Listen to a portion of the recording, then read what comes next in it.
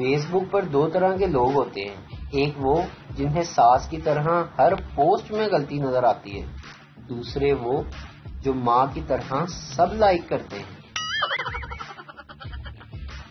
Washing machine میں کپڑوں کا چکر دیکھ کر اندازہ لگایا میں نے کہ جو چکر میں پڑ گیا اس کی دھلائی بھی لازمی ہے۔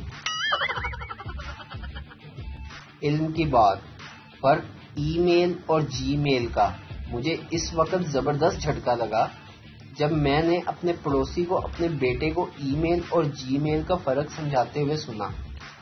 اس نے اپنے بیٹے کو بتایا کہ جب ہم میل کو الیکٹریسٹی یعنی بجلی سے بھجواتے ہیں تو وہ ای میل کہلاتا ہے، اور اگر جنریٹر سے بھیجتے ہیں تو وہ جی میل کہلاتا ہے۔ یہ سب سن کر ابھی تک میں اپنی سانسیں بحال کرنے کی کوشش کر رہا ہوں۔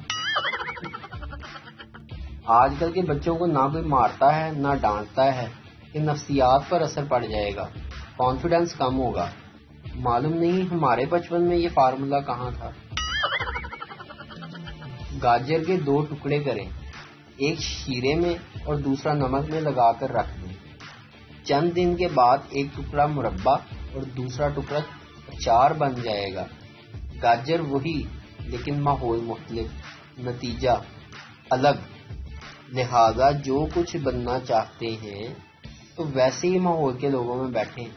یہ مثال پسند نہ ہو تو گاجر دھو کر کھا لیں۔ نہ میں نے کچھ کہا نہ آپ نے کچھ سنا۔ ایک آدمی سارا دن اپنا نکاح نامہ الٹا سیدھا کر کے دیکھتا رہا۔ آخر کار اس کی بیوی نے تنگ آ کر پوچھا کہ یہ آپ کیا کر رہے ہیں؟